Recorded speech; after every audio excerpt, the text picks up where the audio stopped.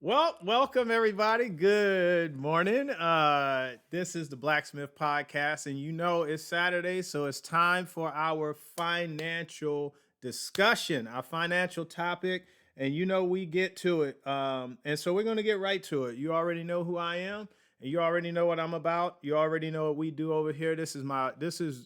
I started this from my Discord group, but now we're putting it on the internet. Every Saturday as well. So everybody can eat from the table. If you want to join the Discord group, all I will say is email me at theblacksmithpodcast@gmail.com and I'll invite you to the group. Or you can download the Discord app yourself and look for the Blacksmith Podcast server. It is the Blacksmith Podcast on everything. Now, you should be able to see my screen. Let me check over here. Yeah, it's showing. All right, so rich versus wealthy. We're going to talk about this, right? Rich versus wealthy. Here's one thing that our world is not very good at. Our world nowadays, especially our American society, we just say stuff, right? And you can just say things and it's true and you can just make up your own definitions for things. No, and in the real world where people have common sense and people have a brain, at least half of one, you can't actually do that. So let's get on this financial topic. You may be rich, but you might not be wealthy. Now, how is that? Well, rich, let's just read it, right? While the terms are often used interchangeably, right? Which, in my opinion, wrong. You shouldn't use it interchangeably because it means two different things. Rich typically refers to high income and a lavish lifestyle, whereas wealthy denotes a high net worth and sustainable financial security. The distinction lies in how much money is earned, spent, and managed over long term. Now, let's throw the blacksmith into this, right? Let's read that last line again using blacksmith speak. We're going to use that language, that tongue. The distinction lies in how much money is earned, spent, and invested over the long term, not managed, invested. So welcome everybody in the Discord group. Good to see you back. So all we went over right now is the difference between rich and wealthy. And that last line, the distinction lies in how much money is earned, spent, and managed. We changed it to earned, spent, and invested over the long term. And I honestly, let me show you something. All right. So here's the portfolio. Again, you guys have been with me for a bit. So you've seen my ups, my downs. Look at that in a week, not sweating it, in a month, but 3 months though.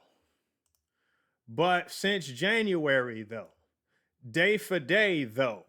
And why do I show this? Is this a bragging ritual or something that I do? Absolutely not. I'm showing you the progression, right? I have been investing since about April 27th, 2020. So it has been 5 years now. And so there's been growth and progression. So am I rich or am I wealthy? Well, that pertains to wealth because that money is invested. That money and it's over a long period of time, right? And that amount of increase over a period of time is faster than any house can appreciate. It's faster than, I don't care if you buy a house and you fix it up and you calculate your ARV, your after repair value, and then you flip it on the market, you may earn 100%, 200%. You still wouldn't beat me day for day. I'm at 300 and something. And you still wouldn't beat the all time at 700 and something.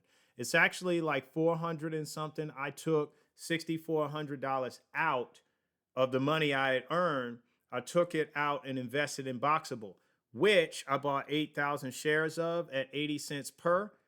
So it has $9.20 worth of equity right now because it paired with a SPAC, a special something acquisition company, FGMC, and they're about to IPO for $10 a piece. So that's going to get me back. So I took 6,400 and I'm about to earn 73,000. Ain't that something, right? And so money begets more money if you have the rich man's mind, if you have the rich mindset. If you don't have the rich mindset, then you're just going to keep thinking money is for paying bills, right? Special purpose acquisition company. Yes. The chat is undefeated. Yes. So let's see. So they're going to IPO at 10 minus, oh, shoot, I ain't typing nothing. Here we go. They're going to IPO at 10 minus 80 cents. That's 920 times 8,000. Y'all think I'm playing? Look, 73,600. Let's go. And look, that's what it takes. You know, all it takes is having vision. Your site is great and all because all these colors, and I really wouldn't be able to do this without having sight. I would have to have somebody else clicking around for me and stuff. It's one of your senses. It helps you get through life. It helps you get through life comfortably, but vision's better. I don't want my sight to black out. Now, let's be clear. I don't want to go blind. I don't want an eye put out. I love, I was born with all, appendages and everything. Body's great. But here's the thing. Vision's better. Even Stevie Wonder has more vision than some people that have sight, than most people that have sight. Which is why you never seen him go broke. Now, we're going to talk about Rich. Rich is talking about a high income and a lavish lifestyle. Notice that, right? So remember that show on BET, or not BET. I didn't really watch BET. MTV. It was like, was it Lifestyles of the Rich and Famous? There we go. Lifestyles of the Rich and Famous. Look at that. I think this was on MTV. And I can't remember. This is 1984. Okay, this is not what I'm talking about. Oh, it's in the name. It was MTV Cribs, wasn't it? Yeah, there we go. I don't know who that is. Who this is? I had to go grammatically incorrect. Who that is? That's 50 Cent. That's Lil Wayne in the middle, and Birdman on the left, and Snoop Dizzle on the right. All right, so this is what they would do. MTV Cribs would visit the homes of your celebrities, right? And it would show you how they're living. Now, let's go back to the definition, right?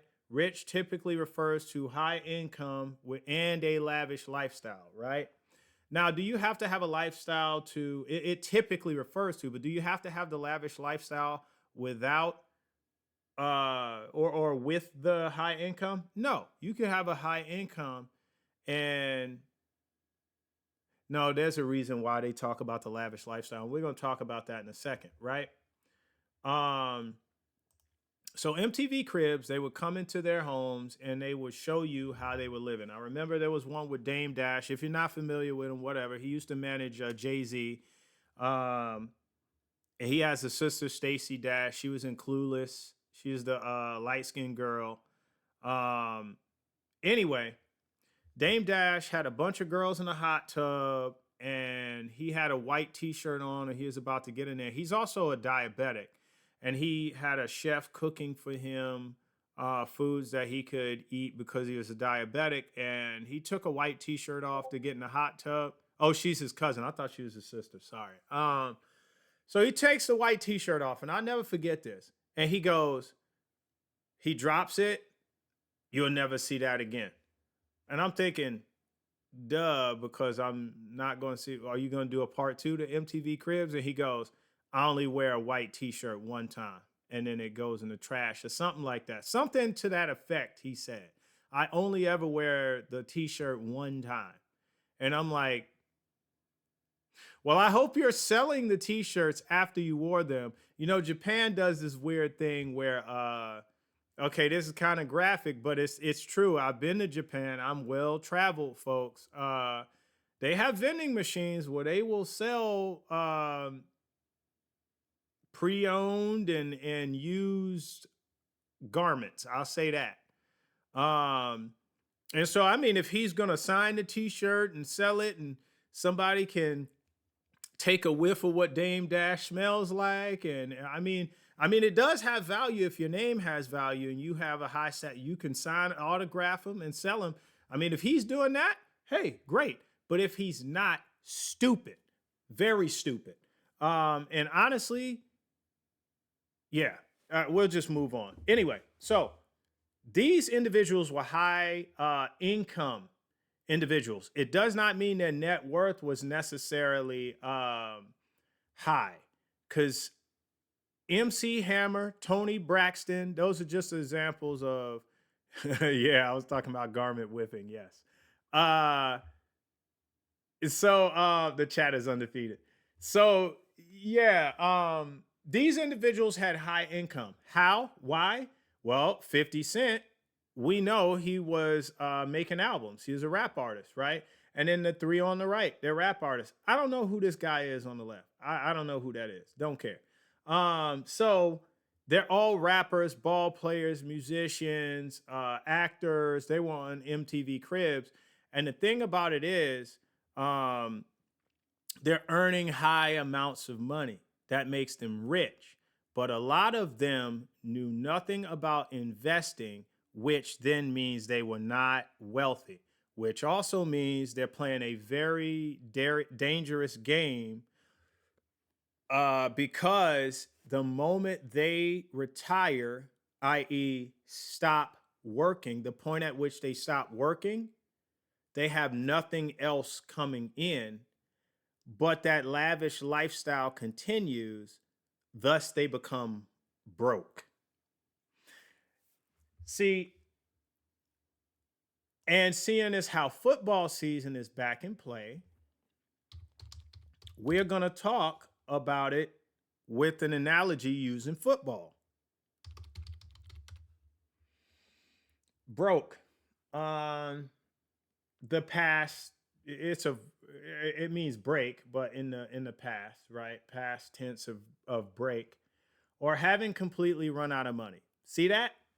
I can't say it more succinct than that. Suck what? I can't say it more. It suck what? It's a Mel Brooks movie, Robin Hood Men in Tights. They were planning to kill Robin Hood, and the guy was acting like the Godfather, and he was like, they're gonna kill Robin Hood, and he goes, "Ooh, you said it so succeedingly," and the guy was like, "Suck what?" And I don't know. Anyway, getting off track. All right, listen. So broke, meaning having completely run out of money. All right. So if you look at lifestyles of the rich and famous, I don't think any of these folks fit that category, because Snoop Dogg has stayed relevant. Lil Wayne has not gotten money that he's owed from, I think this guy's like his adopted father or something. 50 Cent is wealthy beyond belief. And I don't know who the guy is on the left. But watch this. Rich people who have become broke. Oh my God. Many famous and wealthy individuals, including Bernie Madoff. I've heard that name before. I don't know who that is. A former billionaire investor who ran the largest Ponzi scheme in history. Is this the guy that did Enron? Is that who that is? Who that is? What did he do? All right, we'll get into that later. We don't care. If we don't know who he is, we don't know. It's fine. Michael Jackson. Now, he is dead, but he died with over $500 million in debt, largely due to mismanagement of his vast, we say again, vast assets. This was my my most favorite singer and entertainer of all time, right? He went broke. This guy had giraffes and elephants in Never Neverland at his ranch. And this is part of the problem, right? Greed is one of the 7 deadly sins, right? It is said that greed is one of them. Greed is really how people go broke. It's not the income, because all of us plebeians, all of us paupers, he's a prince, all of us paupers out here like, how did you average 10 million a year and you went broke? And we can't fathom it. However, if you were to give somebody $1 million, the average person would be broke probably in the first month.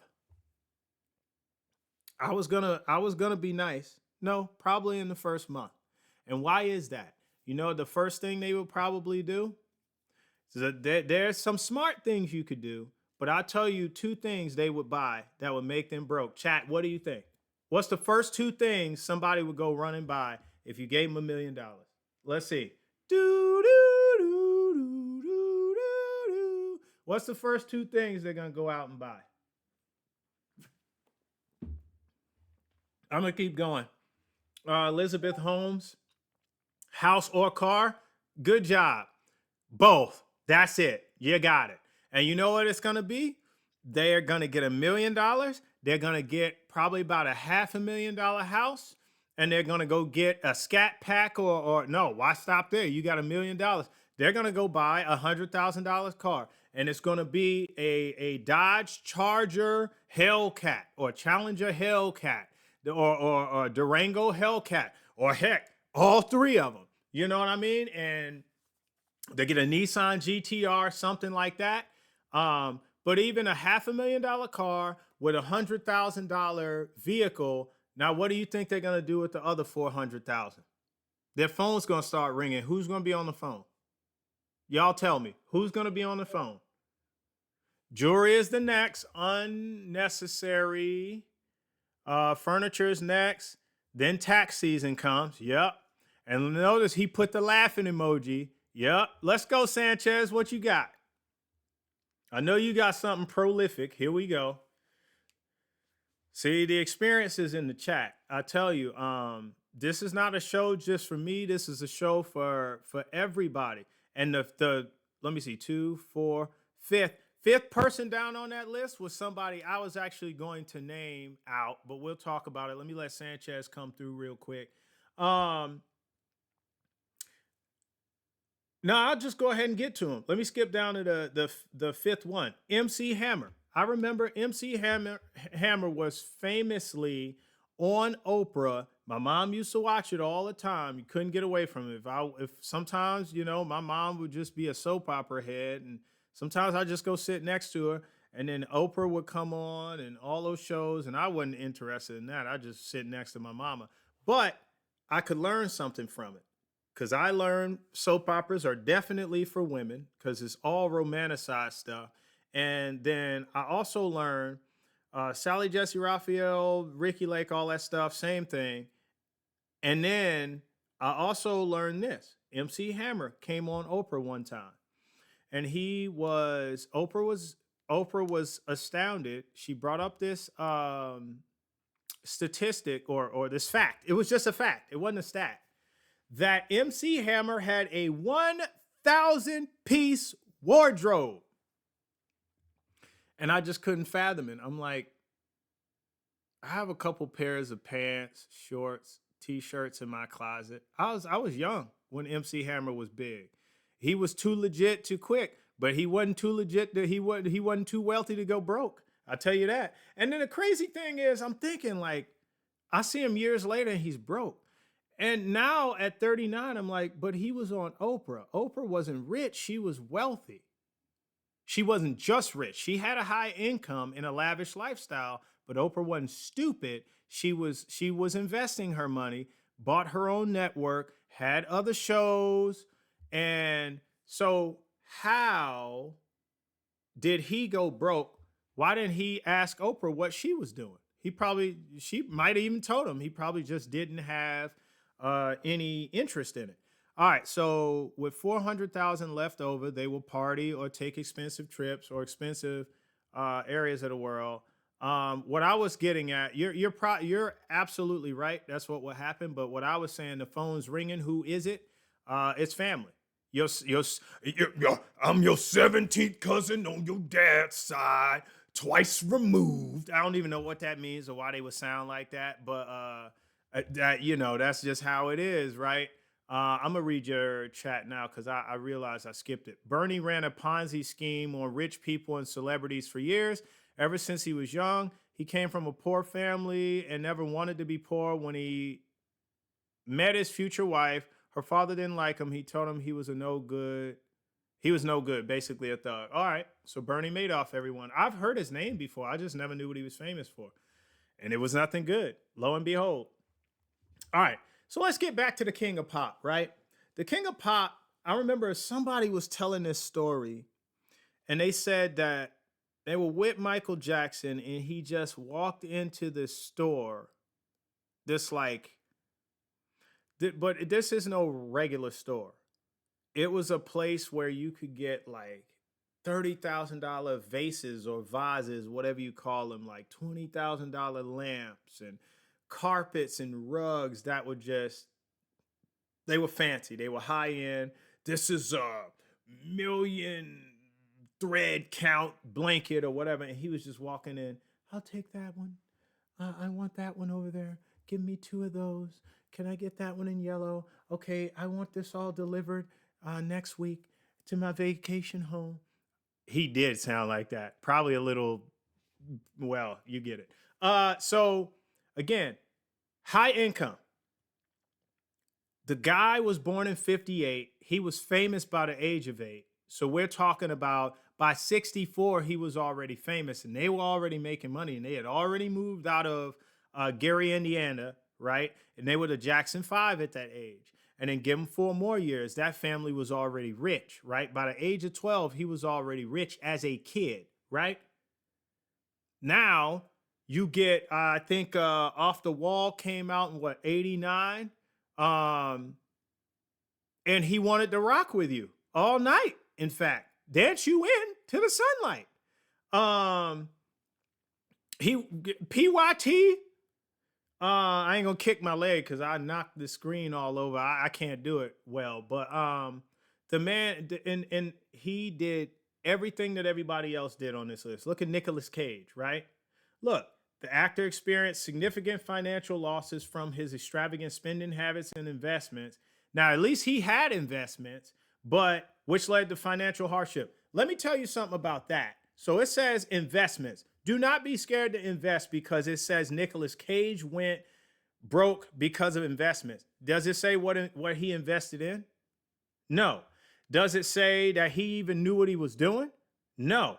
And let me tell you something. A lot of times when you're dealing with these Hollywood stars and actors, actresses, all these high income earning people, they are not investing their own money. See, I am the common man, so I'm investing my own money. So I know where it's going. I know what I'm investing in. I'm taking the risk that I want to take. And see, I work too hard,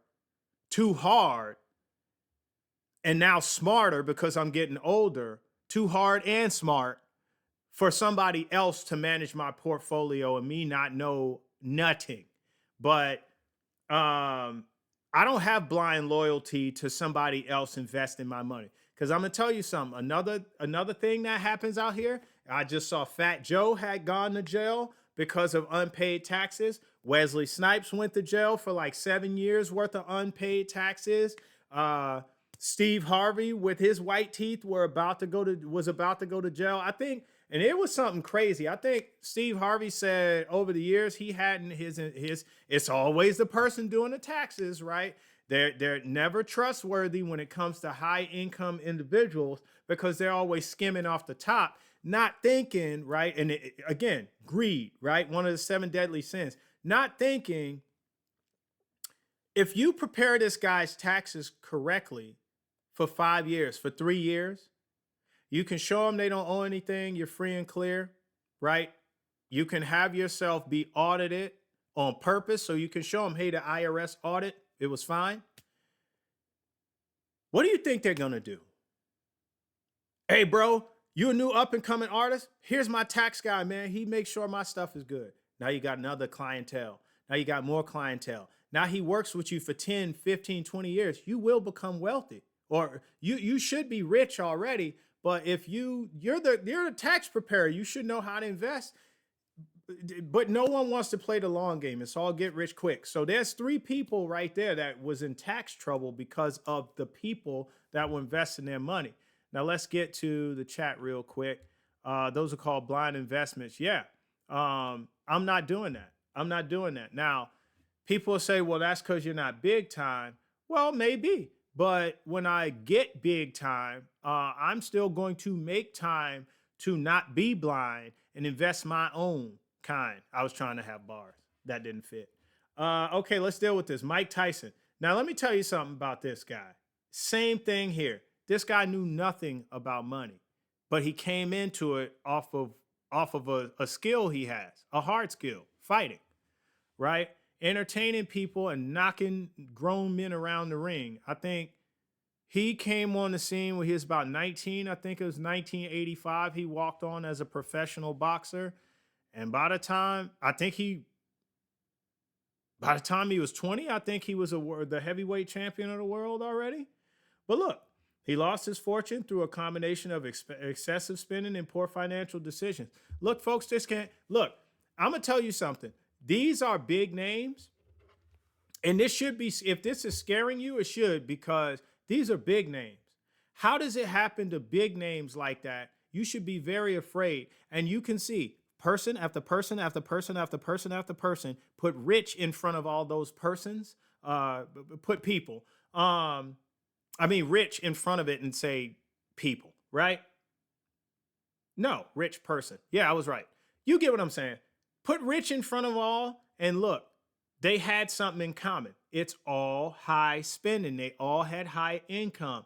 They all were not investing. And here's the other thing I was going to say about Nicolas Cage. So I had an event at Temecula Mall on July 3rd where I was a guest speaker. It was a concert centered on mental health. And I remember I went inside the mall to use the bathroom, and I saw these guys at the sneaker stand. They clean your shoes. Can't remember their names, but they're actually in the Discord. So shout out to them. One of the guys, and this is not a dig at him, he was already gambling. He's 17 years old. His dad's my age. He's 39. His dad owns the stand that he's working at. And I think he owned another one or two. And so his dad's employing people, and his dad understands franchising and investing, right? His dad also invests. But guess who he learned the gambling from? His dad. His dad goes to the casino, invests a large amount, gambles a lot of money and loses it too. But he's got high income, so for years he'll probably never feel it. But the 17-year-old son is already doing that too. And that's what he sees, because he sees, to him, it's more sexy, the fast money and the rush of the adrenaline rush you get from gambling, and the chance that, ooh, I almost won $50,000, instead of the slow progressing to $50,000 over the course of 5 years. The fast money. The fast money is always more sexy, but guess what? Look at that screen. They're all Baroque. B-roke. And what I was going to say about Nicolas Cage, there was an older guy. He's around my age. He works there too. He's also in Discord. I just forgot his name, which is totally terrible, by the way, but I'm sorry. He said, hey, man, let me give you some advice. You are going to lose when you come into the stock market. Listen to how you're talking. Your problem is you have a gambler's mentality, and when you come into the stock market, you're going to try to gamble instead of invest. So I'm going to put this option on Nvidia, and in 2 days, it's going to increase $20, and you're really betting. You're betting. You're not investing, because you're trying to do everything short term and make a quick flip, and it's all about the quick money and the quick dollar for you. You have a gambler's mentality. And I stepped right in and I said, yes, you need to go to Gamblers Anonymous, and you need to learn, see some of these older guys, look at yourself 20 years in the future, not your dad, because he's high income. Look at yourself, the common man, 20 years in the future, sitting there saying he lost his house, he lost his wife, he lost his kids, he lost his underwear, he bet his t-shirt, all of that kind of stuff, right? I know Dave Chappelle did a skit on this with Ashley Larry shaking up the dice, and powder goes everywhere, but he's gambling his rent money. And he told him, he jumped back in and he said, you know, you're gambling your house away already. And I was like, ooh, boom, just blew my mind. And he's right. So Nicolas Cage's investments, if he had a gambler's mentality, which is very um, possible with these high income people, they're always where? At Vegas, right? You always see them at Vegas. No, notice you always see them in Vegas, and they ain't going to the Boxable factory that's there, investing in Boxable. They're not doing that. They're going to the slot machines, the crap tables, the roulette tables, the blackjack. They're trying to get that 21. Um, and that's the problem. And the real issue is, if this scares you, it should, because we're common men, right? We don't earn what they earn. So that means we can actually go broke faster than them. And there's way many of us common folk that go broke, but it doesn't get reported like this because we're nobodies to the world. No one knows our name, right? Outside of our family and maybe our community, but not the whole world knows us, right? That's why they're on this list.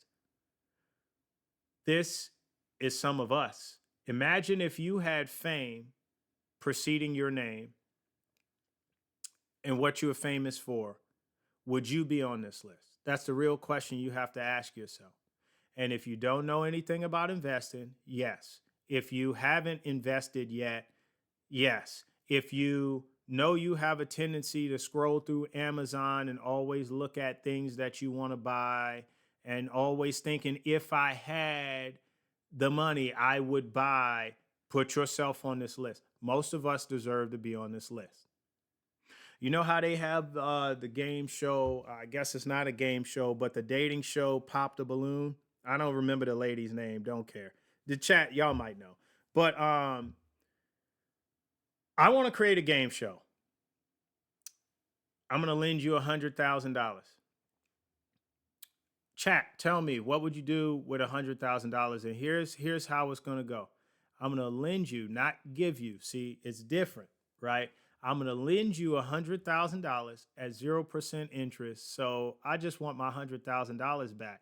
And I'm going to lend it to you for 365 days. On the 366th day, you have to return it. Now, chat, tell me what you would do with it before I say this, but y'all already know me, so y'all know where I'm going with this, right? And I think what do you think the average person would say? The average person would say, borrow, lend, can I have it? You see what I'm saying? Because they don't intend on paying it back. So they'd be confused. What, is this a trick? No, I'm going to give you $100,000. You're going to sign this contract to pay it back in a year, right?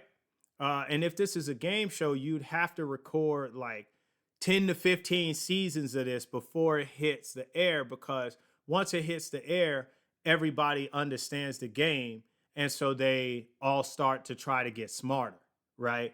And what I really want to show is that people would go spend that money. So the money would have to be insured, right?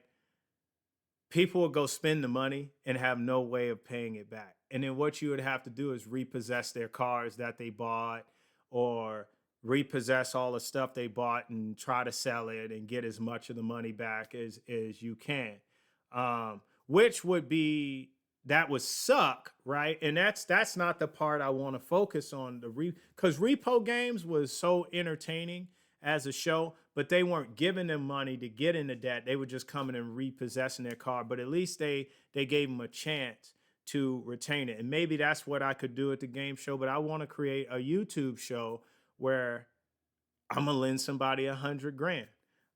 Do I have $100,000 to lend right now? I do, but I can't afford to give it to somebody. But you get what I'm saying, right? Like, that's what I want to do. I want to create a game show where you lend somebody $100,000, not give it to them and see what they do with it. We know what they're gonna do with it, but what would you do if you knew you had to pay it back?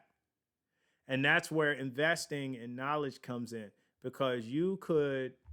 I'm going to show you something right now. This isn't to beat people down or laugh at folks, right? Let's go here.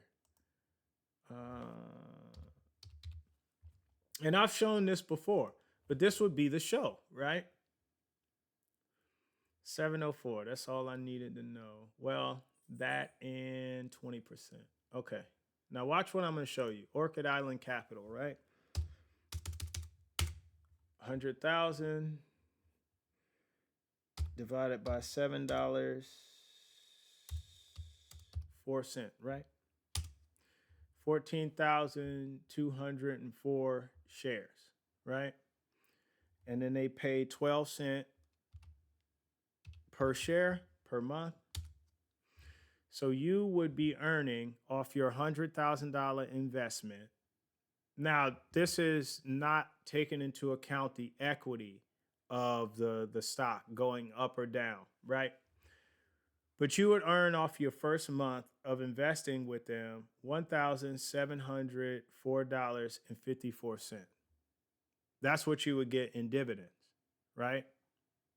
Now, what would happen was that $1,704.54 repeating, that would actually compound and buy you more shares, but I'm not going to do that just yet. Let's take that 1704 and let's multiply that by 12 months. Look at that. What's the percent? 20.4. And look what you have. $20,454. Now look at that. Now, you know what I could do? I could then cash out the 100. I would cash out enough shares to give them back their 100 grand, and I would keep 20,000. And it's already invested, right? It's already invested in earning you. It earned you 20 grand, 20 and a half grand in 1 year. Now you could give them their money back, and look, you have 20,000, and it's already invested. So you know what you shouldn't do? You shouldn't touch it. You should let that 20,000 earn you 20%. And if you did that, well, 10% of this would be 2 grand. So if you just double it, it's $4,000. It could earn you $4,000. So you could use their 100 grand to earn you 20, and then use your 20 in the second year to earn you 4. And it's invested, and it's going to keep buying itself. So watch this. That's what you would earn when it's not compounded. Now watch. Let's do it again. Divided by, what is it, $7.04? Okay, that's how many shares you would have, times 12 cents equals this. Now, this would reinvest at $7.04. Let's just say it was the same amount when you got the dividend. It would buy you another 242 shares and 12 cents. Now you multiply that by 12, and it would add an extra. So it would add you after the first month, and it paid you your dividends. That $1,700 and something would buy you, if the price of the stock stayed the same, it would buy you another 242 shares in the first month. Now it adds $29 to that $1,700 and something the next month of dividends. It's going to add $29 more. So it compounds every month. That's what I would do if somebody lent me $100,000. They weren't going to let me keep it. Cool. You're going to lend it to me and not charge me interest? Don't even worry about it. I got you. I'll show you what to do with it. But getting back to it, right? So you have the rich people, Bernie Madoff. Here we go. So all these people, I remember Tony Braxton went, see, initial net worth of 170 million. How do you go broke? I remember when Tony Braxton went broke, she had to give, she was auctioning off her Grammy Awards that she won for all those albums and all that singing with her deep voice. Yeah, yeah, nights were so unkind. Tony Braxton, she can sing, man. She can blow. And I'm going to tell you, right, I remember singing her music, right? And she went broke. Now, they lying. Okay, now he may have filed for bankruptcy. I don't remember hearing about this, but this guy's net worth is off the chain. I bet you dig more into 50 Cent. I've been following him. 50 Cent is not broke. I'm going to tell you that right now. 50 Cent actually bought Mike Tyson's 50-room mansion in California some years ago. He bought Mike Tyson's mansion. And then he sold it and made a profit off of it too. 50 Cent invested in vitamin water and bought it for maybe $10 million or something, but he sold it, I think, for close to a billion or 100 million something. Hold on. We're going to get to the bottom of this. 50 Cent is not broke.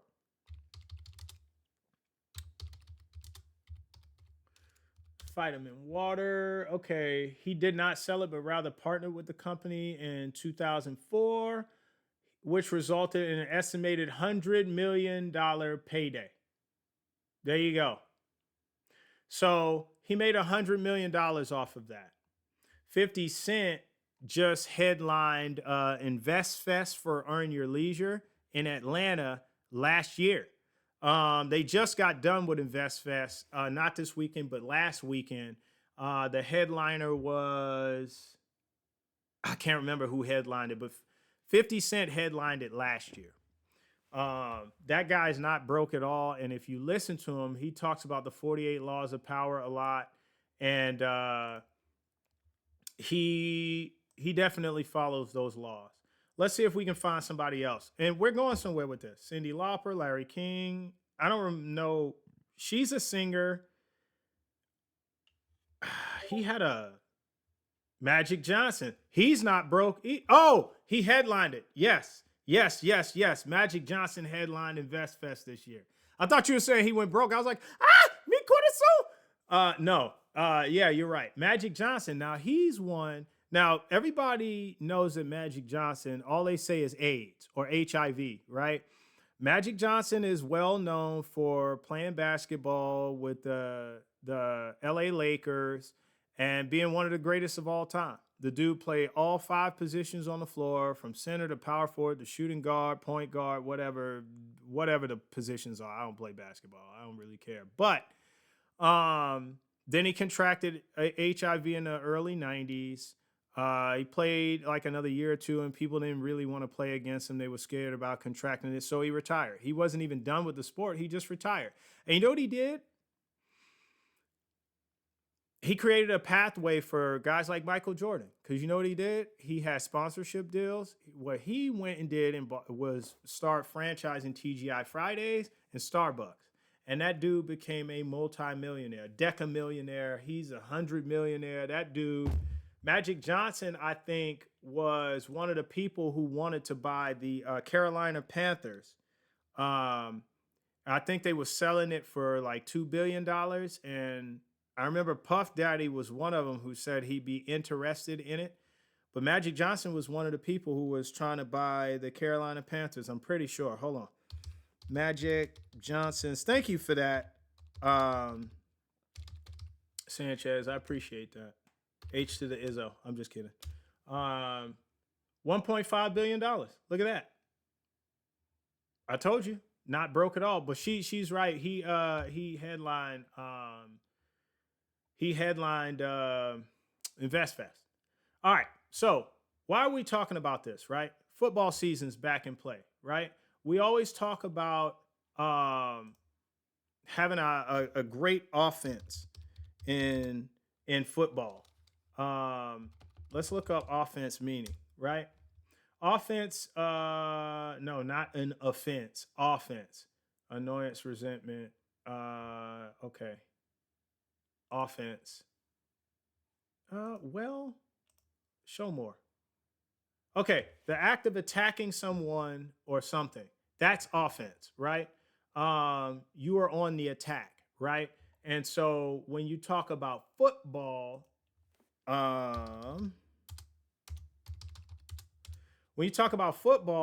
it's your quarterback. It's that team of 11 that comes out that is your quarterback, your running back, sometimes a fullback, wide receivers, your offensive line, your tight end, right? Those are all the positions that are on the offense. They're on the attack because they have possession of the ball. The play starts when they snap the ball. When they hike the ball, they can throw, they can run, they can do trick plays. Even when they're about to punt, they're still on offense. If it's 4th down and 9, 4th and 2 or whatever, because if they snap the ball and they do a trick run or trick throw, and they convert the first down.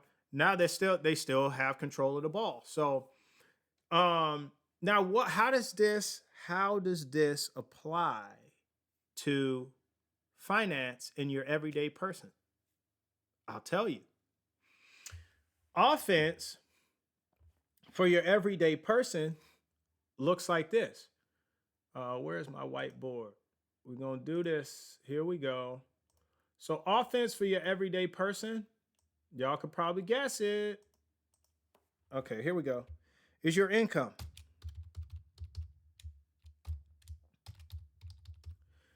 Offense is where you are on the attack at work. This is your 9 to 5. This is what pays you. This is how you become rolling in the dough. This is your offense. This is how you attack. You attack at work. You attack. Yeah. I mean, whatever you do for work. Me, when I first joined the Navy, I was an air traffic controller, right? I still am, but I was actually on the watch floor and radar and in the tower telling planes clear to land, clear touch and go, taxi to the runway, passing flight data strips around for departures to ground so they can taxi to the runway, then give it to the local controller so they can see, okay, who's this guy coming to the runway? Okay, it's in this bay at the bottom. So this is the first guy at the runway. Okay, Navy Lima Lima 30, runway 28, wind calm, clear for takeoff. Traffic on a 4-mile final is a P3, right? So they taxi, okay, roger that. So depart, no delay. Okay, so they get on there. Okay, we're out of there. Okay, Navy Lima Lima 25, runway 28, winds calm, cleared to land. Or you just tell them you wouldn't clear them. You would say Navy Lima Lima. See, I'm about to get suspended. Somebody gonna see this and be like, "What? You've been off the watch floor too long." I take that back. You say Navy Lima Lima 25. Traffic departing prior to your arrival is a P3, right? And then when that traffic starts rolling, you could tell them they're rolling because they might be at a 2-mile or 1-mile final. And then when that traffic departs off, Navy Lima Lima 225, runway 28, wind calm, clear to land, right? See? And then you that's how you do it, right? So that was me attacking, right? I also had to be a janitor, clean toilets, mop floors, strip and wax the deck, buff the floors. I had to do that too, right? But air traffic controller, that was me attacking, right? That's your income. And you know what I have in common with most people? Most people play offense. We all have a 9 to 5, unless you don't, and you're not even in the conversation. We're going to separate you from our conversation like Celie and whatever her sister's name was in The Color Purple. All right. So most of us play offense. We know how to play offense. We know how to earn money, whether we're cutting grass to earn extra income. The most common way to do it is don't just work 40 hours, work 45, work 50, work 60, work 80. We know how to play offense. We know how to play great offense. We know how to score. We know how to bring that money in, right? But here's the problem. Defense or lack thereof is the problem. Let me take this all out and then we'll do just like we did defense. Defense, the act of defending from or resisting attack. So it is the antithesis of offense. You need to play defense. They are on the attack and you need to defend the attack. If you had a shield in your hand, you're defending their blows. You're not getting hit, right? And how this now let's see. Football season, folks. You know what? And I'm definitely a football fan. I love college football. I love the NFL more than any other kind of football. I've started getting into football, but there's way more teams and I don't know the rules. I just like when they go and they run around with their shirt all over their head, and I just think that's awesome. But in the World Cup was played 3 years ago when I was on the ship, and I thought it was very exciting. I had a lot of African and People from the island, brethren, right? And they definitely love them some football, but I'm talking about American football, right? So defense. Now let's talk about the positions. Well, let's see. The team that doesn't have possession of the ball and is actively trying to prevent the opposing team, the offense, from scoring. So they are in direct opposition from the offense. Um, and so now you have the defense. Who is the defense? So you have the defensive line up against the offensive line. So they're pushing against them. You have linebackers behind them that are there to spy for the run game. If the running back comes out of the backfield with the ball, they're to go get them. If the quarterback, they're to wait around. If the quarterback, especially like Michael Vick, is a scrambler, they're gonna put a spy on him. You watch this guy. If he comes out of there, you get him, right? You beat him to the sideline. You run fast side to side. He's got to come forward at an angle, right? You cut him off. They're there to prevent 5 to 10 yard plays, right? Any receiver or tight end sometimes hanging out in that area, they're there for that and to stop the run. Then you have safeties. You have a free safety that's typically just roaming, and maybe he'll help on this play. This cornerback cover this guy. I should do cornerbacks first. Let's do cornerbacks. Cornerbacks line up against the wide receivers. They're just as fast as wide receivers, a bit stronger a lot of times, and they can make plays on the ball, but typically they can't catch. They should be, otherwise they'd be a receiver on the offense, but they can't catch as well. So they put them on the defense and toughen them up so they can hit and tackle. And they can jump with the wide receivers and swat the ball away, right? Or if they catch it themselves, now it's an interception, and now they're on offense, even though they're the defense, because they have possession of the ball, but the play's not dead. So if they run it back and score a touch, you get it. Anyway, so the cornerbacks line up against the receivers, and they're to stop them from catching the ball. There's a strong safety and a free safety. The strong safety usually is a hard hitting cornerback, basically a bit slower, faster than a linebacker, but smaller than a linebacker, slower than a cornerback, but stronger than a cornerback, but can still cover slower, bigger wide receivers or tight ends and lay a hit on somebody trying to catch the ball in an attempt to make them drop it. And the free safety is like that, but they just roam around to wherever they think the ball is going to go, right? So that's just how a defense works, right? Now, the defense is trying to stop the offense from scoring and gaining yardage. The offense's job is to score, right? So now if we bring this to finances, what is a good defense? So the offense is earning income. What is a good defense?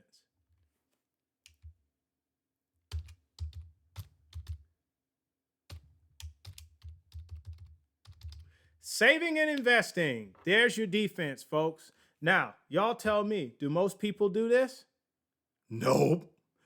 Most people don't do this. I should say, you know what? I'm going to alter this. I'm going to get ahead of myself here.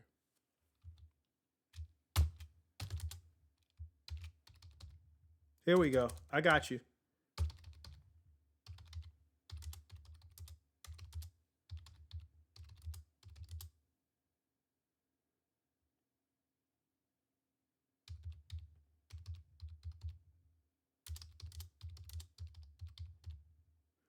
All right. So, not allowing your money to decrease or be spent, right? This is halfway to the rich mindset, right? It's part of the rich mindset, the rich man's mindset. Why? Because you can't invest money and use money to make other money babies if you're spending it all. So if you play offense, income only, then more than likely you have the middle class mindset, because notice I didn't say anything about defense. And because people don't talk about not spending money, people spend money. So they see a new car they want, they see new shoes they want, They see. Let me tell you something. I made a short this past week, and I said that the average pair of Jordans is about $200. Maybe it was 2 weeks ago. I don't remember. The average pair of Jordans is about $200, right? And then I talked about how Robinhood in 2022, I think it was down to $7.19. So if you took, but now Robinhood was sitting at like 105 at the time, right? So if you took that $200 and you invested it into Robinhood, then you would have 27.81 shares, right? I need y'all to stay with me now. I'm going somewhere with this. You would have 27.81 shares. And then, so remember, 2781, right? Now watch this. Robinhood was sitting at like 105. So if you bought it for 719, you'd have 9781 in equity per share. Multiplied by that 27.81 shares, that's what you would have in equity total in all 27 shares of Robinhood. That's how much money you would have.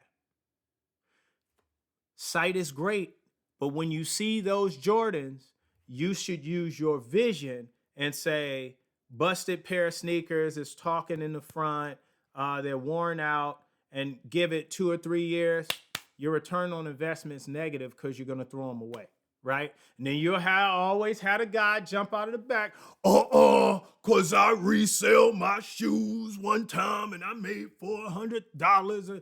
Okay, I don't know why he would sound like that or do all of that, but or be animated. They always sound the same, don't they? But I don't know why it's always a gravel voice. It's just funny. But think about it this way, okay? That's a negative return on investment. You turn $200 to zero. That's not hard.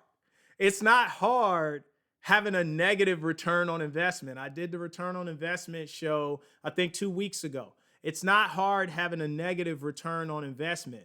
Buy liabilities, not assets. Your blender is a liability. It's never going to increase in value. Your sneakers are a liability.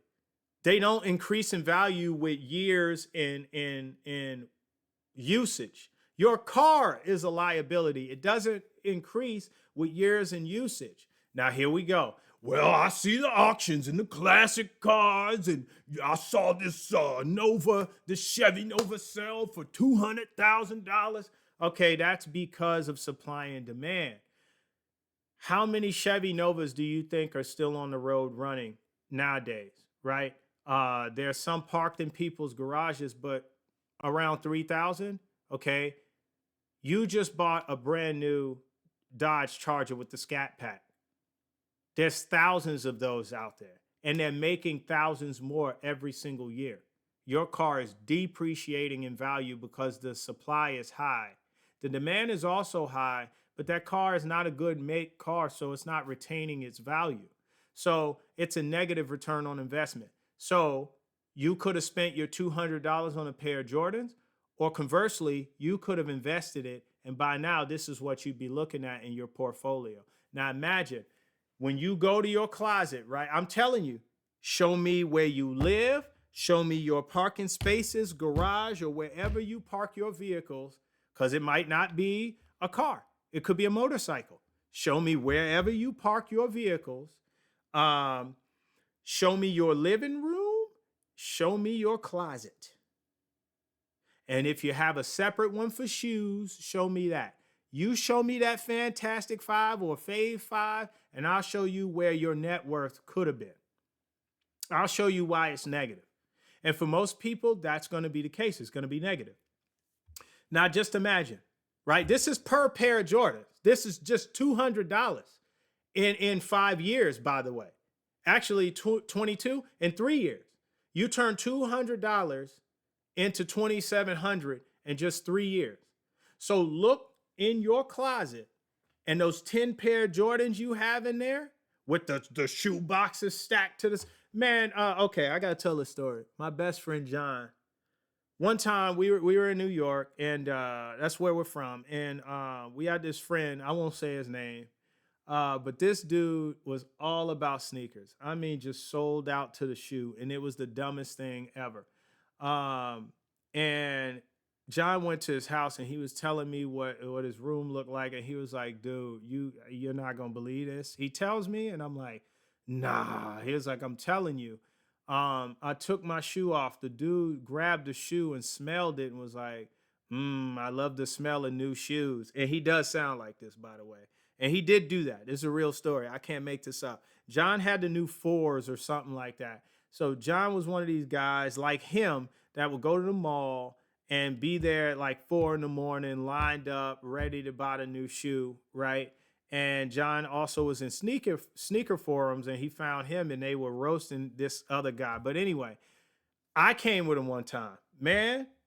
We went up the stairs because in New York they have the high ranch style home, so you don't really have a ground floor level. When you walk into those homes, you either have to go downstairs or upstairs, right? The ground floor is just a platform where you can put shoes. So we go up the stairs and we go straight up to his room. And I'm going to tell you, he had just what John said: a bed, a nightstand with a lamp on it. And that was it. No TV, nothing. The dude had sneaker boxes like stacked too high across his room. You could walk in there, but like, then when he opened his closet, the bar where you hang the hangers at had been removed. The little tray so you could put stuff at the top been removed. The dude had sneaker boxes from floor to ceiling. I kid you not. And you know what he was doing? He was reducing his net worth.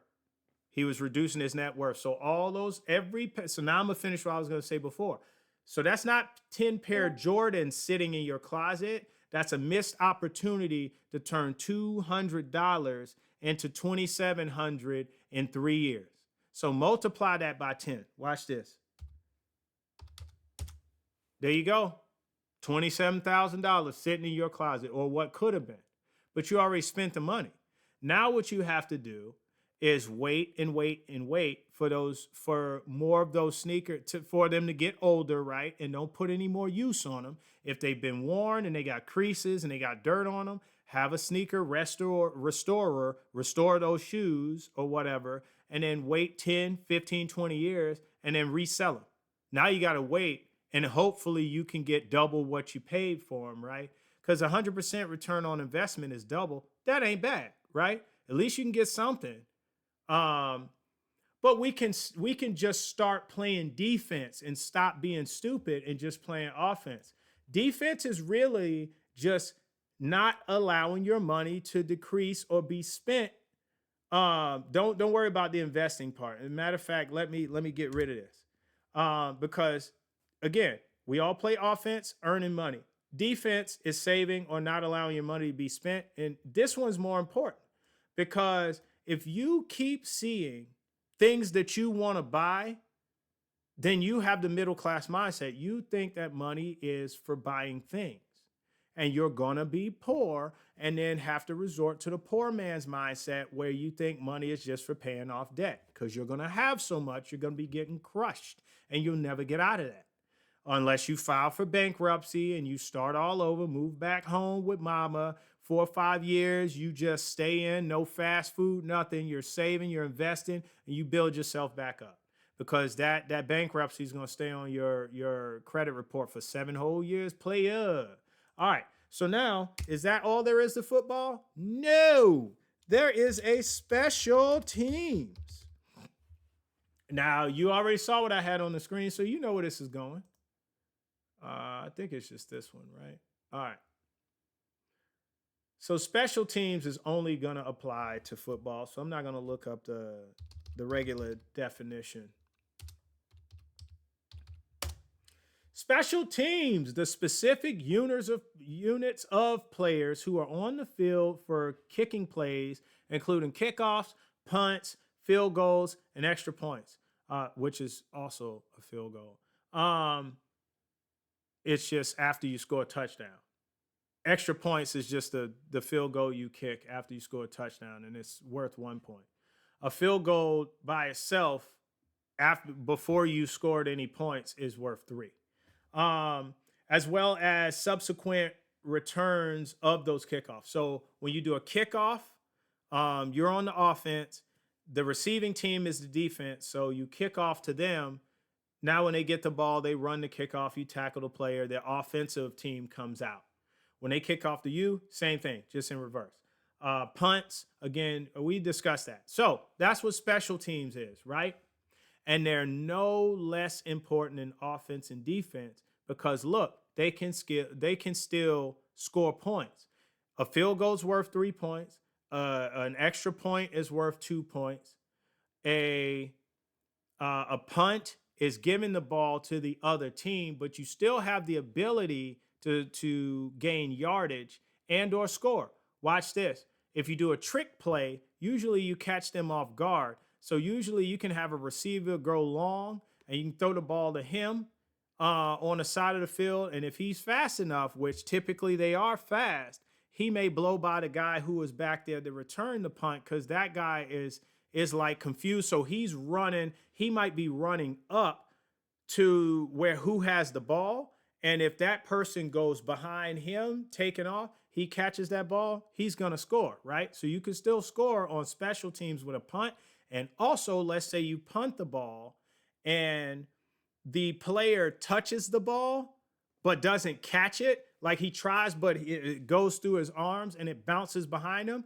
You run past him, pick it up. If you hit that end zone before you get tackled with that ball in your hands, you scored a touchdown for your team. So they are just as important, if not more so, because if you punt the ball and get it within 5 yards of their end zone where they're going to take over, like they line up and they're on the 5-yard line with the end zone right here behind them. If you tackle that quarterback, sack him in the end zone, that's a safety. That's 2 points. So your special teams provided that opportunity by putting them that close to the goal. And I'm saying all of this, not that you understand football, so that you understand special teams is very important. Now watch what special teams is here. Special teams can make or break you. You already saw it before. Here's your special teams. Investing. You want to understand football in your wallet? You want to understand football in your bank accounts? You want to understand football utilizing your budget? There it is.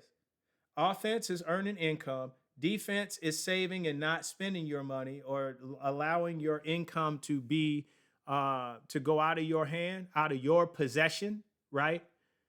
And special teams is investing it. There it is. Cut and dry. See that? Told you we were going somewhere with it. And here's the thing. I was at the gym this morning and football was on.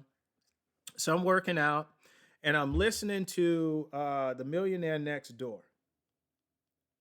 I had a sailor asking me the other day if I read Rich Dad Poor Dad. I said, of course, Robert Kiyosaki. That's a mindset book, not a money book, right? I'm listening to Millionaire Next Door. Then he asked me, Richest Man in Babylon? Absolutely. I finished it like 2 months ago, and I finished it 2 or 3 times.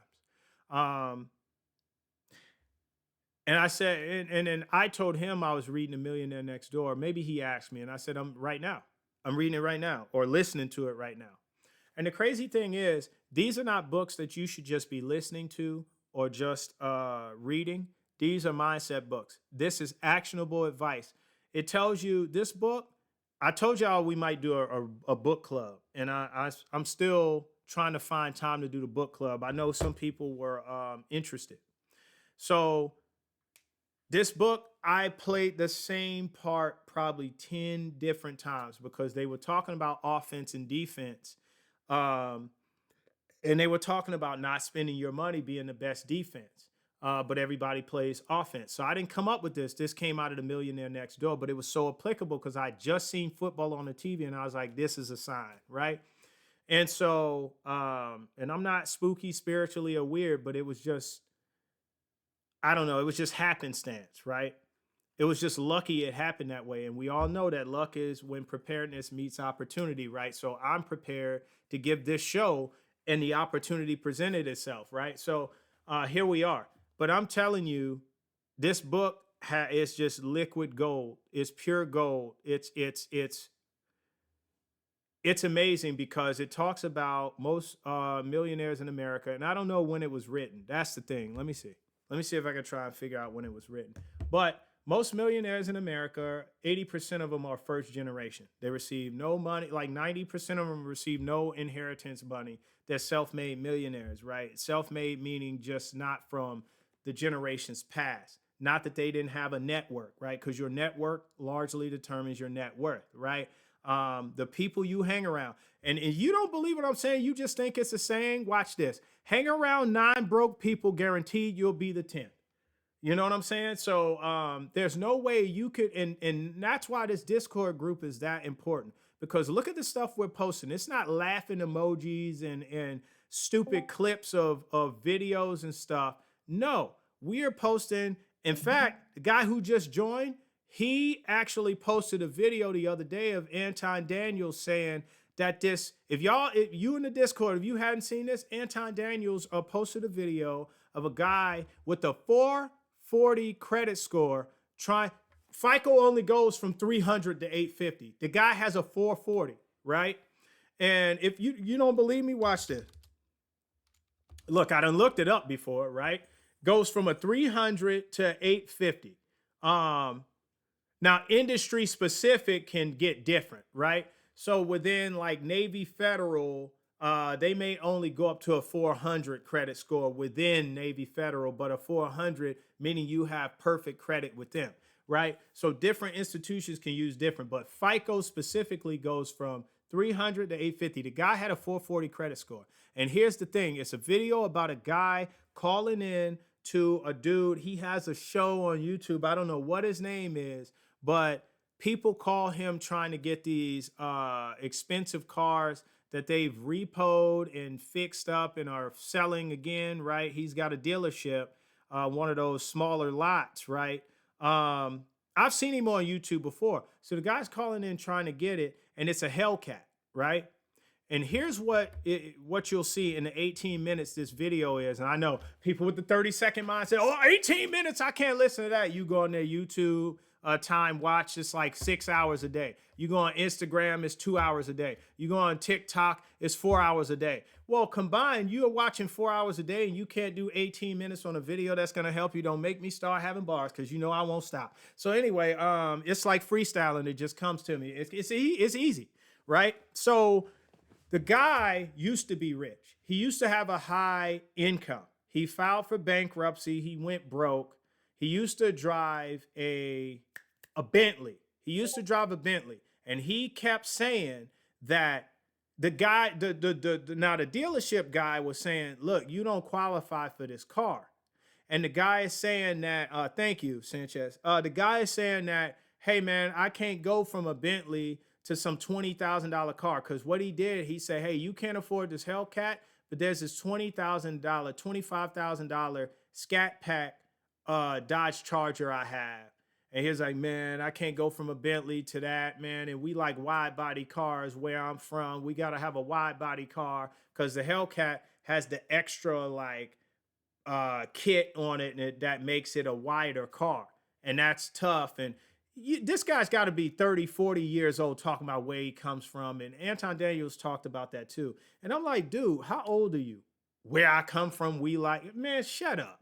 So anyway,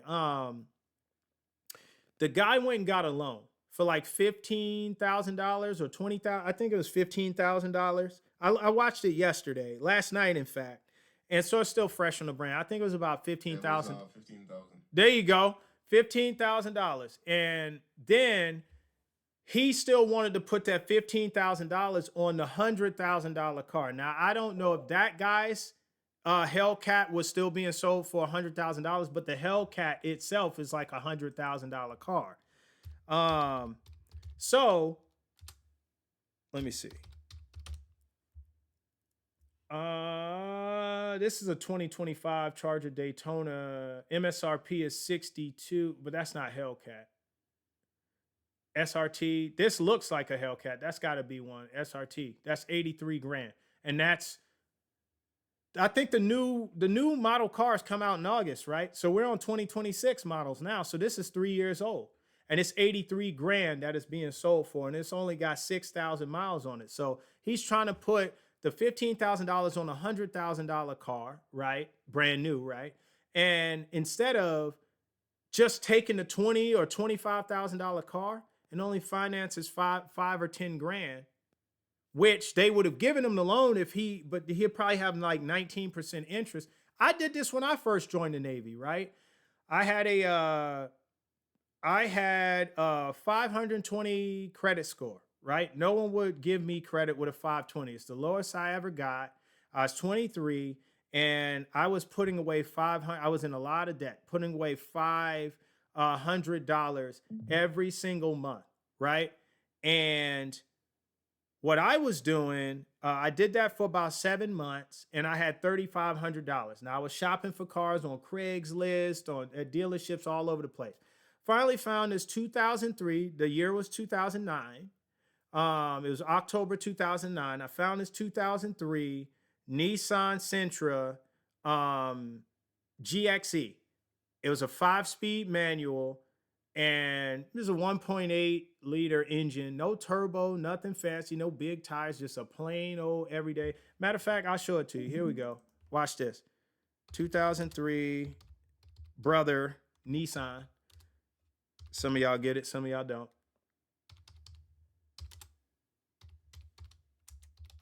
All right. That's what it looked like. It looked just like this. 5-speed manual, except it had a little spoiler at the back. That's what it looked like. 2009. The car was a 2003. It was $6,300. So you know what I did? I called up USAA. I got the loan.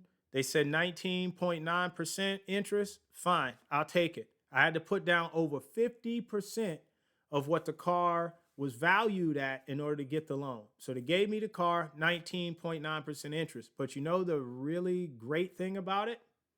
I was an E3 buying enough car for what I needed to do, which was just get back and forth. It was just transportation. That's all it was. And here's the other thing, right? Also, I only paid $185 or 187, one of the two. It's negligible. It's $2 per month for that car. When the average car note around that time was like $300, I was paying a little more than half of that for that car right there because it was 19% interest. I only financed like $2,800. And here's the beautiful thing. I kept that car for a year. And then I opened my credit score. In 13 months, my credit score went from a 520 to a 630. And you know the crazy, I'm gonna read that in a second. The crazy thing is, right, I went from a 520 to a 630. Then I tried for a Navy Fed credit card. They looked at me, I made E4, so I increased my offense, right? I increased my offense, my income, right? And they said, oh, okay, you know what? We got you approved for a platinum card, $10,000 limit, 12.9% interest. The brain was turning. Time to play defense. So what did I do? I took the rest of that car, put it on that credit card, saved myself 7% interest on the car. So I paid off the car using the credit card, then I paid off the credit card later. And I only put myself in 20% usage of that credit card because it was about 2,000 or less, right? Let's say it was 2,000. I bet it was less than that, but let's say it was 2,000. I was only at 20% usage. So not even enough to 30% to make my credit score go down. And I paid off that card. So you see, right there, I was playing defense. I came in the Navy playing defense because I had to pay off debt. So I had to save and not let my money be spent on anything else other than debt, right? So anyway, that's really the show I got for y'all today. I mean, that's really what it's about. Not letting your money go out of your hand for stupid stuff. If you're going to let your money go out of your hand, it better be for assets. Because unless you plan for retirement, right, you're just going to work until you die. My favorite quote from the great, not yet late, and now 95 years old, Warren Buffett, is that if you do not find a way to make money while you sleep, you will work until you die. I think he's still the chairman of Berkshire Hathaway. I think he stepped down as CEO, but I think he's still the chairman. And Warren Buffett, he is just very prolific at what he does, right? And he's right. You earn money for working with your 9 to 5 while you're awake. You create wealth by investing while you're asleep. And so if you never invest, and here's the thing, folks, you have to just put this in your brain. Just erase the mind, do the Men in Black flashy thing. Look, this is red light, do the Men in Black flashy thing to yourself, right? Forget everything you've ever been taught. If you've ever heard the negative Nancy's, man, Pepsi don't pay me enough. I drive this truck and drive. I don't know why they always sound the same. I drive this truck and I earn $25 an hour, but it ain't enough to pay for this and that and that and this. And I can never do. Look, number one, it's not your employer's job to fulfill all of your needs. You're the one with the needs. It's your job to make sure your needs get met. And that means if 40 hours a week isn't cutting it, then you need to find a way to work 60 hours a week. If 60 hours a week isn't cutting it, then you need to find a way to work 80 hours a week. If 80 hours a week isn't cutting it and you can't do more than that on one job, or more than 40 hours on one job, or more than 60 hours on one job, then you need 2 jobs. If you're going to work for Pepsi driving trucks and stocking shelves, don't go get a job at Coke. Maybe Coke will pay you $2 more, but you better leave that Pepsi shirt at home, because if they know you working for both, that's competitors. They'll fire you. I did that. I worked at Target part-time and Walmart full-time, but I put the Target vest in the trunk, drove off, got to Walmart, and then went and I had the Walmart vest covered up in the car on the glove box. So I kept them in separate locations so they would never be seen. And I just went out around the street. It was like 0.2 of a mile. It was just through the woods, but I had to go around to get there on the streets. And I just did that. And but they'll fire you if they know. But guess what? I'm the one who has the needs. So I made it happen. Part-time and full-time. I've done it. But what y'all have to understand, right? Oh, here we go. The chat's got some. I said I would read something in just a second. Sorry about that. Hold on. Let me see. Knowing too many airmen going for BMWs and stuff. Yes, absolutely. There's too many airmen. Airmen is just E3 and below. Like, watch this, right? For those of you who are not military, let's say E3 military pay 2025. I should just bring up the pay chart, shouldn't I? Yeah, let's do that. All right, so E3 is right here. 2 years or less is typically what you're going to find. That's what they gross on their base pay, right? That's what they gross. Let's say over 2. You're grossing, not netting, $2,900. Let's just say with $2,900, they bring home $2,500. They net $2,500, and you're buying a BMW that's going to run you 700. You probably can't even find one that's going to do that. It better be like 8 years old. You're trying to buy a 3 to 5 year old BMW. Some of them get them brand new, 40, 30, high 30s, 40 grand, 50 grand, and they'll give it to them. And these guys are paying like 700 to like 1,200 for a car note. I made a short the other day about the new Charger and how good of a car it looks, and it was $73,000, right? And I think I have it up over here somewhere. And yeah, here goes. And I was saying that's 59. Where's the 73? I thought I had it up here. It must have moved, but it was 73 G's, right? And I was talking about with just a 5%, 60 months financing at 5% tax and title from California, because there it is. The Scat Pack, Daytona Scat Pack, 73,985, right? So I pulled up the calculator with just 60 months, right? 5% interest, and I'm in California, the sales tax and all of that, $2,800. I calculated it. Look what you'd be paying total. $91,993. Stop right there. Don't even look at the top. Stop right there.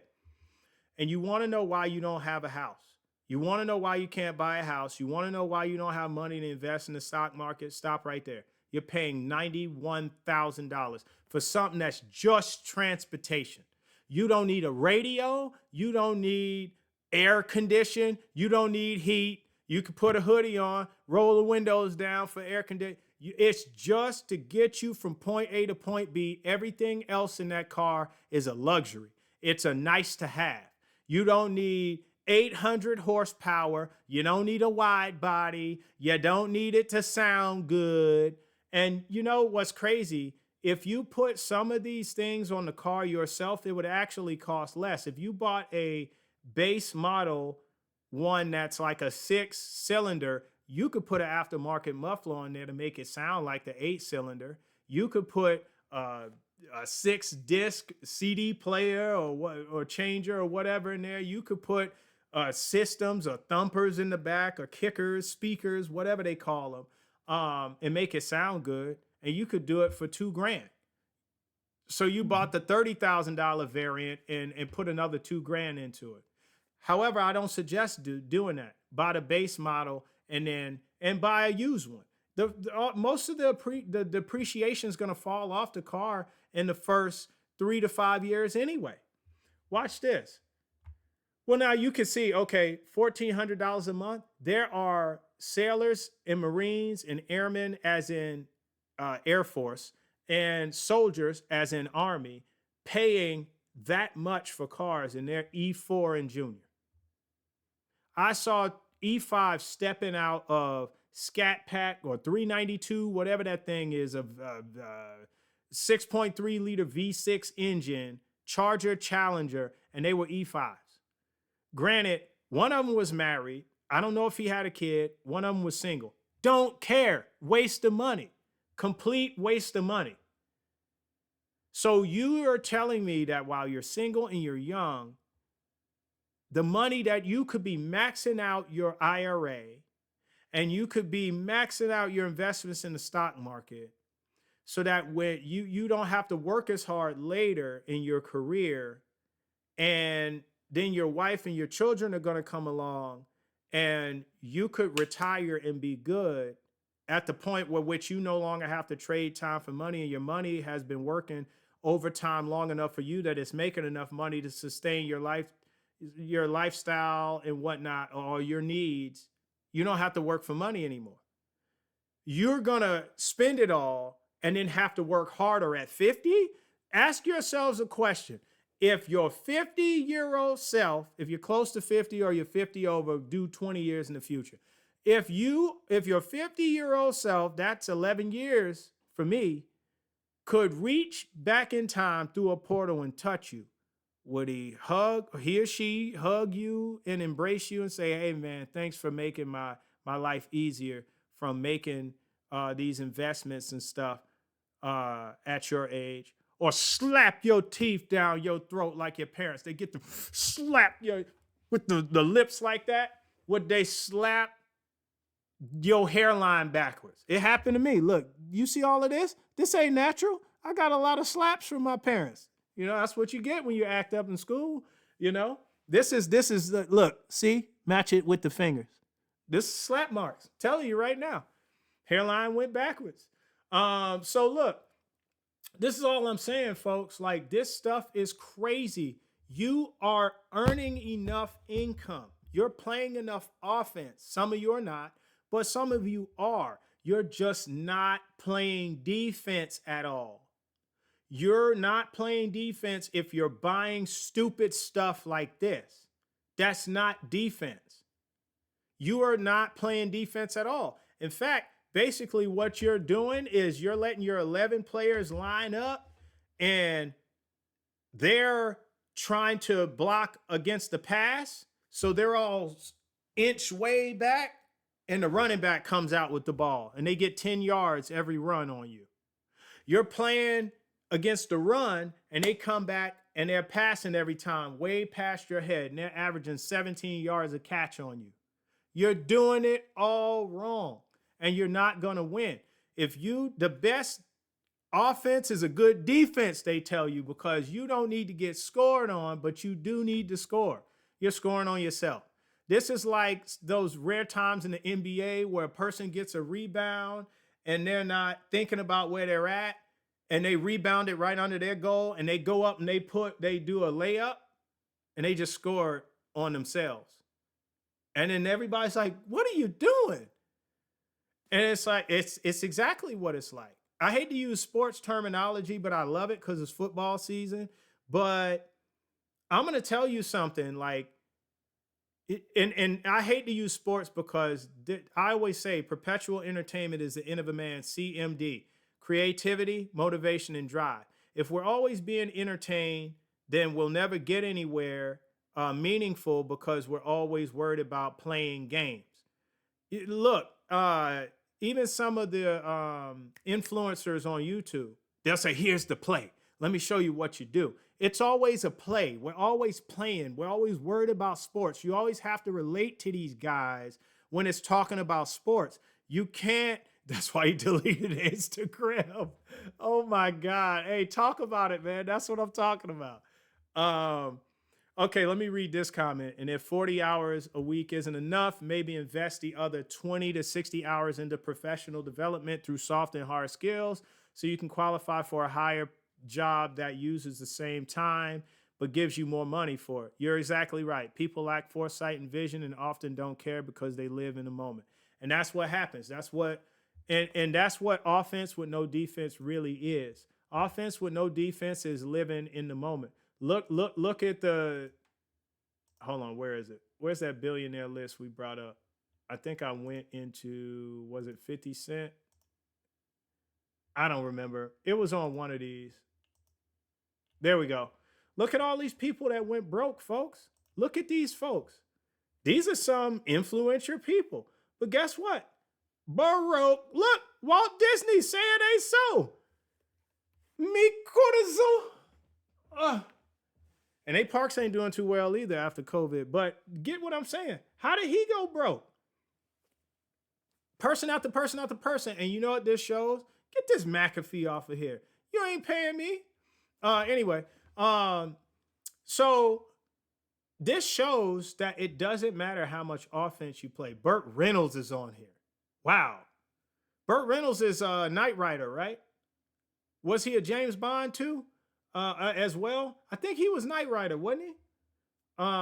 This is the Catwoman. I don't know what she's famous for. But Burt Reynolds isn't Knight Rider.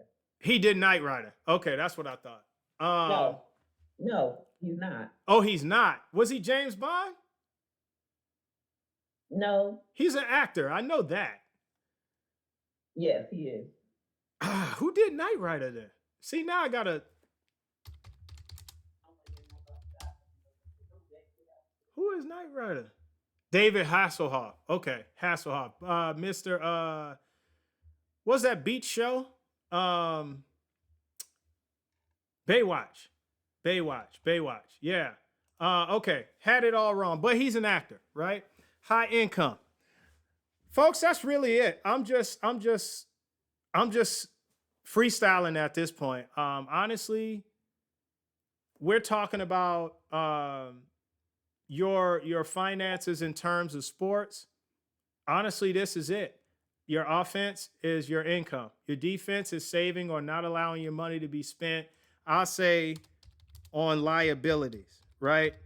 Because if you talk to most millionaires, in this book, The Millionaire Next Door will tell you a lot of these millionaires, they dress modestly. And I don't mean like cover up their body. I mean, yeah, but I mean like they wear regular jeans, regular t-shirt. They're not wearing Versace and putting it on the floor. They're not wearing Prada like the devil. They're not, all these designer brands, you won't see them at Fashion Valley Mall if you're from San Diego and you're familiar with that. It just sounds like a rich man's paradise, right? But you won't catch them there. And most of their cars are 5 to 8 years old. Why is that? They're not driving the newest model vehicle because that would be playing with no defense. Who's going to win a game? That's if you ever seen one of those football games or basketball games in basketball where the score is like 800 to 700, They're just shooting from the concession stand, 3-pointers nowadays. Nobody's playing defense. That's why the score is so high, right? When you see 60 to 70 or maybe it creep up in the 80s, they're playing good defense, right? And in football, you see Brett Favre and Steve Young and all these old games where they're just throwing the ball 40 yards and they score in 2 or 3 plays, score in 2 or 3 plays, score in 2, and the scores are 40 and 50 to 60 or something like that. These high scoring games, 30 something to 30 something. The defense sucks. The defense sucks. Nobody's playing defense. And those games are kind of electrifying because everybody's scoring, but it's like they're not playing defense. And usually when a team sucks with defense, they go 3-13 on the season. All right, what we got in the comments here? TLC filed for Chapter 11 in 95 because of an exploitative contract with their manager, Pebbles. Wow, you should have known that was going to go south. And what is that, a stage name? This ain't the Flintstones. And record labels resulted in them earning less than 1% of the profits from their incredibly successful albums, leaving them with significant debt despite selling millions of records. Okay, we can read the grade, but we don't need to. TLC, I'm going to tell you, I saw them on TV talking about they went broke. And I'll tell you why they went broke, because they got ripped off. They signed a bad contract. That's what happened to them. So they really didn't, even though they were highly successful, they didn't have a good offense. They weren't earning good money. So they got ripped off. And the same thing happened, if you remember, Soul for Real, the singing group that Heavy D had. He ripped them off, and he was on TV saying they did it to him when he was younger. So he did it to them. Yeah, Candy Rain, those guys. And they were from Wheatley Heights, New York, the same place my mom's parents live. But here's what I'm saying. They got ripped off, so it's different. Wanted to show Rams at the RSI thing that I mentioned earlier this week if he's still interested. I'm sure he is. I'm going to end this show because it's been an hour and a half. I got to upload this video. But thank you guys for joining me in the chat and Discord. I'm going to upload this to YouTube. Give me at least a half hour or so because it's a lot that it's going to have to upload. But the Forge is going to go cold this week. But thank you for joining me and being a part of the show. The best part of the show, the chat. Oh, whoa. I closed it out. Oh, there we go. It's still live. My bad. Can y'all see my screen still? Yep. I hit the X button. I didn't mean to. But thank y'all for tuning in this week. And I will see you next week. But give me your thoughts, chat, on doing the book club. And give me your thoughts on I'm going to do some earnings calls as well. NVIDIA called in. I think SoundHound might have. I think Palantir did. So I'm going to start breaking down some of those calls during the week. I want to do this book club. I'm very excited for it, but we in this group, we're acting on this knowledge. But that's it. Y'all have a fantastic weekend, and the Blacksmith out.